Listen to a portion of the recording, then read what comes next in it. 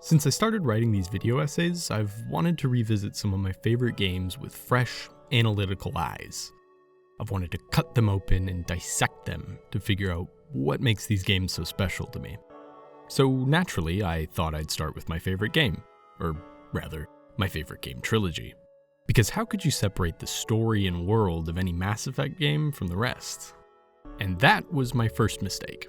Because we're talking about a trilogy that spans 3 games, 13 DLCs, 19 squadmates, dozens, if not hundreds of hours of content, and some 100,000 light years of the Milky Way galaxy to explore. So, where do you even begin to try and analyze something like that? To extract meaning from it? There are too many stories, too many faces, too many variables. I just couldn't imagine the Mass Effect trilogy in its entirety. As I lamented over this fact and thought about other topics to cover, I remembered the short exchange you have with Mordin Solus at the very end of Mass Effect 2. Are you calling him because you're worried we won't make it back? No, aware survival unlikely, but actually contacted him for family connection. Hard to imagine galaxy.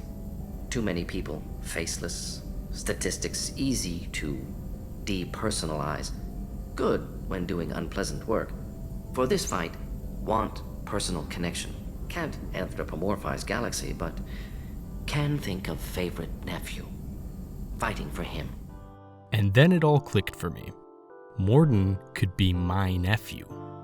Not literally, because he's a fictional alien frogman living in the year 2186, but metaphorically. As in, like, he reflects many of the trilogy's major themes and conflicts, and I could use an analysis of him to peer into the heart of Mass Effect. Before we fully jump into the video, I just want to acknowledge that my Liminal Spaces video blew up out of nowhere recently, which is awesome. It also means that there are a lot of new people here, so to those people I just want to say, hello. Thanks for sticking around, I hope you continue to do so, and please subscribe if you haven't already. It means a lot to me. Without further ado, a video for you.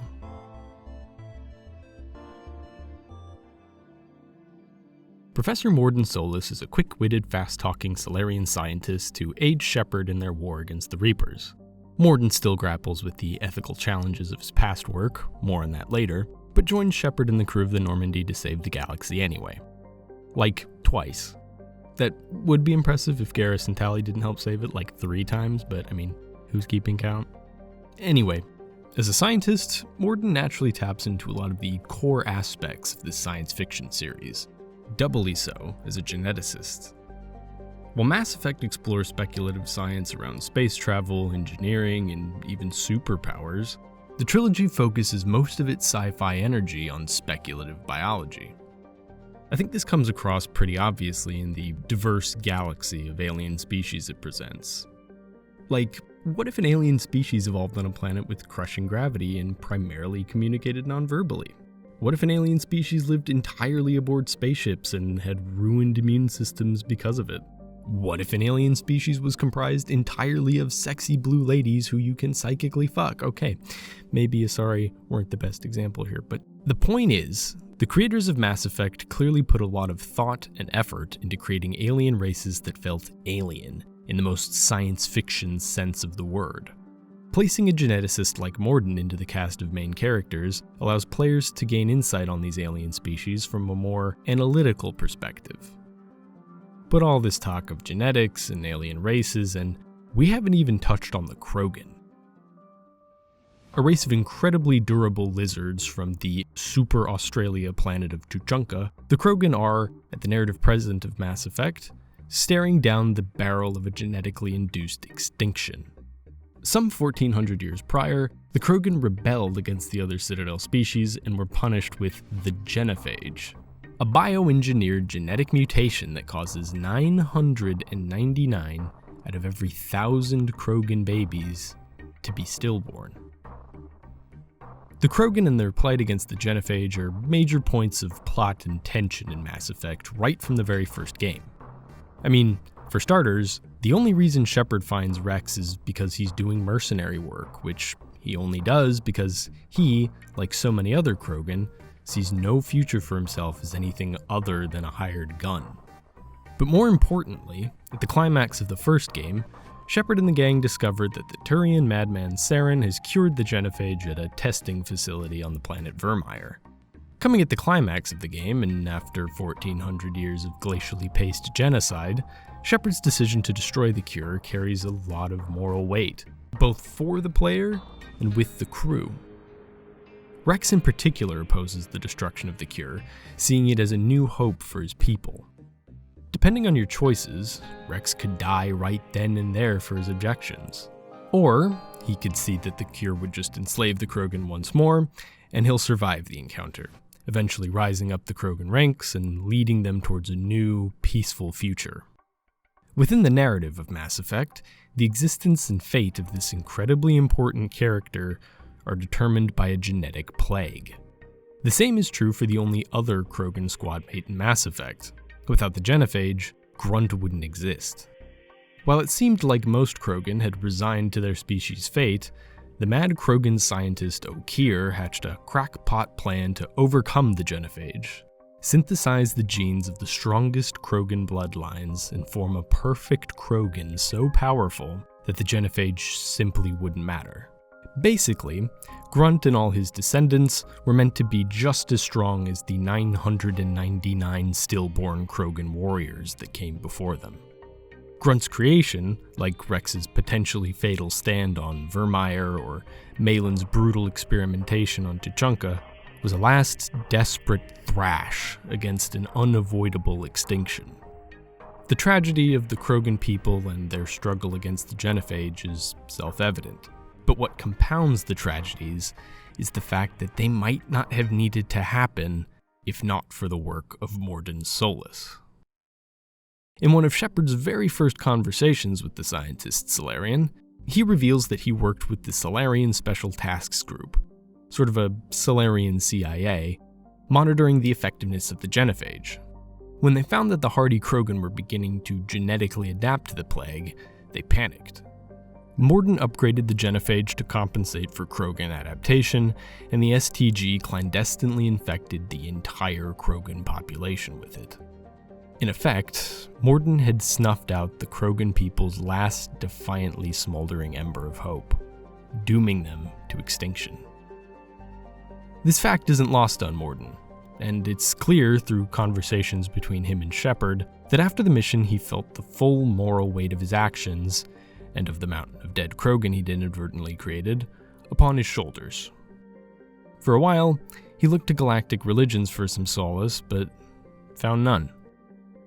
So he slipped back into a world that he knew, one of science, rationality, and logic. By stitching together historical data, precedent, and STG simulations, Mordin crafted a bulletproof story to justify his work on the genophage modification project. And it goes a little something like this. Thousands of years ago, the Krogan flourished as an advanced society that used technology to claw its way out of the hostile clutches of Tuchanka's environment. Their technological marvels made Krogan society increasingly restless and overpopulated, which led them to nuke themselves back into the Stone Age. A few thousand years later, the Salarians discovered and uplifted the hardy Krogan to fight against the Rachni and join them in galactic society. The technological marvels of the Salarians, however, made Krogan society increasingly restless and expansionist, which led them to wage one of the bloodiest wars in galactic history. In so many words, Mordin saw a vicious cycle, one in which the Krogan had repeatedly brought their birth rates above the natural baseline imposed by the environmental hazards of Tuchanka. The genophage brought Krogan birth rates back down to that proposed natural baseline, and the Krogan haven't acted up since. So, Mordin reasoned that should the Krogan adapt against the genophage and get their birth rates back up above that baseline, they'd sweep through the galaxy in an orgy of violence fueled by vengeance, expansionism, or just good old-fashioned Krogan blood rage. To Mordin's mind, the only way to free the Krogan, and the rest of the galaxy, from a cycle of violence and chaos was to impose order upon the Krogan population, keeping its growth at a steady rate. Mordin even tries to soften the blow of his near-genocidal solution by describing it as like gardening. Now, if you've played through Mass Effect before, then this rationalization should sound very familiar to you. Well, Okay, obviously because you've heard Mordin discuss it, but more importantly, the way Mordin justifies the genophage is uncannily similar to the way Sovereign and the other Reapers justify the harvest. As we learn at the end of the trilogy, the Reapers were created by an AI known as the Catalyst. The Catalyst was tasked with preserving organic life at all costs, and, to that end, spent eons studying the rise and fall of organic civilizations. Came to one conclusion: organic life would inevitably develop technology so advanced it would surpass and destroy the organic life that created it. Like Mordin's justification of the genophage, historical precedent seems to back this theory up. The Catalyst decided that the only way to preserve organic life in spite of this cycle was to cut organic civilizations down at the apex of their glory, before they could develop that dangerous synthetic life, and preserve their genetic essence in the form of Reapers. It's like gardening. So just by following one thread of this intricately woven character, the thread of his occupation, we can see how intertwined he is with the story of Mass Effect. His work on the genophage inadvertently affected the life of one of the trilogy's most important characters and indirectly led to the creation of another. That same work also draws close parallels between him and the Reaper's harvest, the driving force of the trilogy's narrative. But we've still only followed one thread.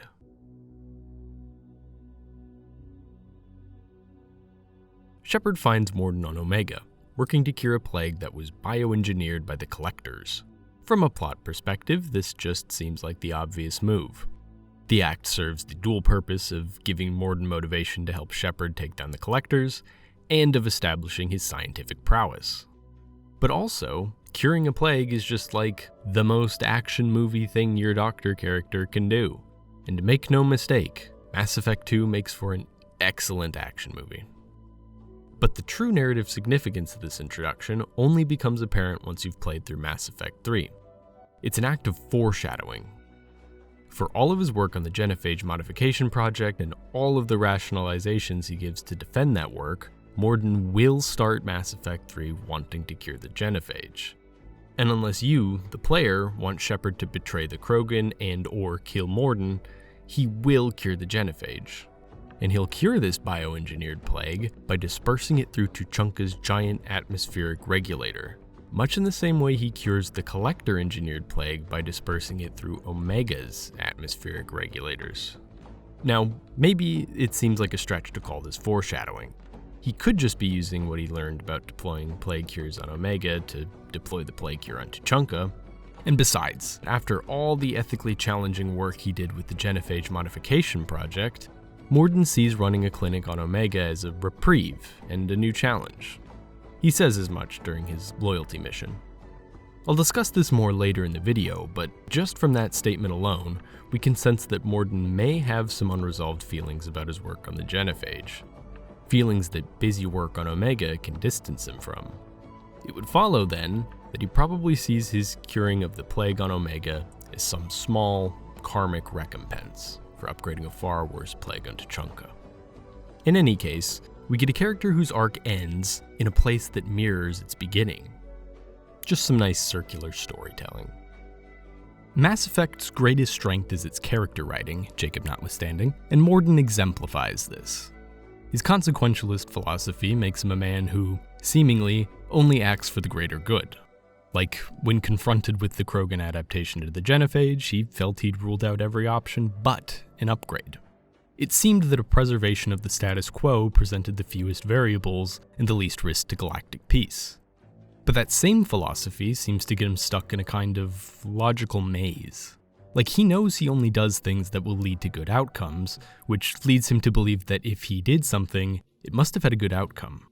He didn't kill anyone, he just prevented a few billion births. He's not responsible for the destruction of Krogan society. The Krogan chose to react this way to the genophage.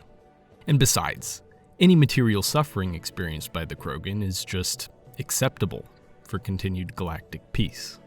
What's more, this little logical loop he gets stuck in seems to be a defense mechanism, a way for Mordin to shield himself from his uncertainty and regret.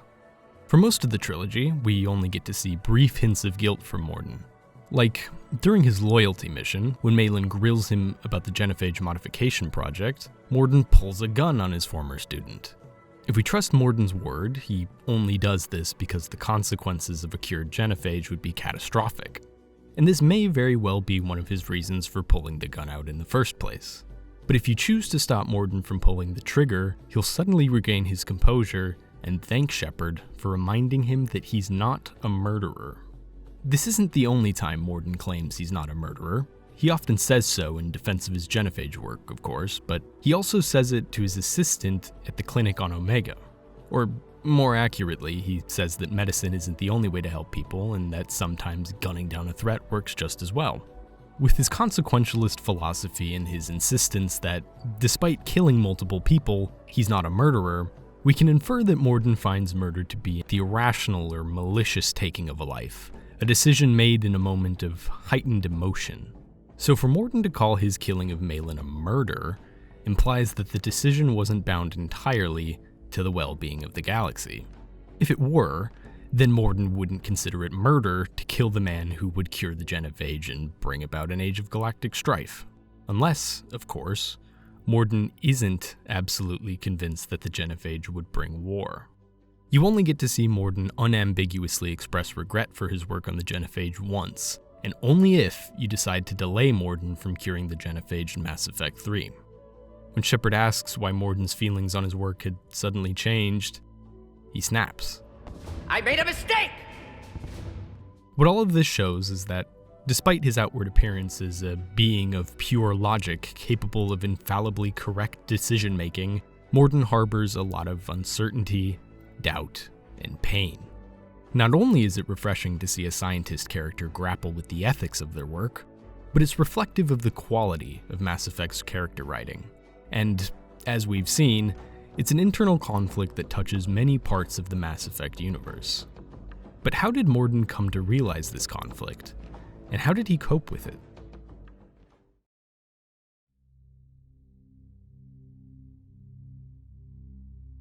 During his loyalty mission, Mordin reveals that, after he'd finished his work on the genophage, he demanded that STG higher-ups let him conduct yearly reconnaissance missions to Tuchanka. He'd spent the best years of his life conducting brilliant lab work to fix some abstract problem several 100,000 light-years away, but ironically, the grand scope and scale of the project had robbed Mordin of the context for his work. Everything had been considered through hypothetical simulations and filtered through the ideology of the STG. The material consequences of his work had never really been considered. Seeing what had become of the Krogan, the smoldering craters and mountains of dead, made Mordin realize that he had helped perpetuate a cycle of hopelessness and violence that had been churning for some 1,400 years. But Mordin isn't done seeing the small picture yet. Right before the end of Mass Effect 2, the crew of the Normandy prepares to embark on a mission to save the galaxy, one from which they might not return. As they do so, Mordin once again struggles to find meaning. It's hard for his rational mind to imagine the galaxy, the trillions of souls on the line, without mushing them into a depersonalized blob of statistics. He can't feel for that, he can't fight for that, he can't anthropomorphize the galaxy. So he pictures his favorite nephew. I find this to be a really touching moment, especially considering that it comes from the oft-aloof Professor Mordin Solus. But it could also give us insight into one of the weirder and more despised sections of Mass Effect 3, Shepard's dream sequences. After most major missions in Mass Effect 3, Shepard dreams that they're in a dark, spooky forest chasing the child they couldn't save during the evacuation of Earth. Now, these segments feel really out of place in Mass Effect as a whole. They're slow, clunky, and more metaphorical than pretty much anything else in the series. So most people just go, oh, Shepard's feeling guilty and stressed out, and that's keeping them awake, and like, yeah, that's a very literal and probably very correct reading of those scenes. If we layer in Mordin's philosophy of seeing the small picture, though, these dream sequences take on a bit more depth. The faceless shadows represent the galaxy of souls on the line in Shepard's mission, but also the impossibility of anthropomorphizing the galaxy. The child is still a traumatic memory for Shepard, but he also acts as a stand-in for all those faceless statistics, much in the same way that Mordin's nephew does. The dream sequences show Shepard grasping for meaning in the face of a mission with long odds and impossible scale. And they might even be a way to show how much Shepard has learned from their friend, the scientist Salarian.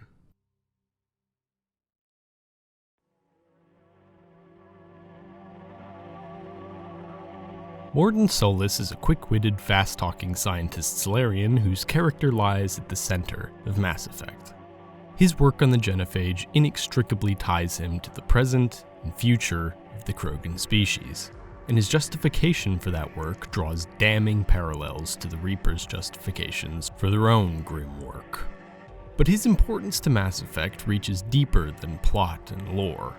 In a trilogy of well-written, well-rounded, and compelling characters, Mordin stands out as an exemplar of narrative mastery. His internal struggles make for some of the most compelling sci-fi writing I've ever seen in a blockbuster video game, and the way he manages those struggles might even give us insight into the internal struggles of the trilogy's main protagonist. But, most important of all, the Professor teaches us to see the games not as one big singular picture, but as a mosaic. A big picture made of many, many smaller pictures. Like Mordin.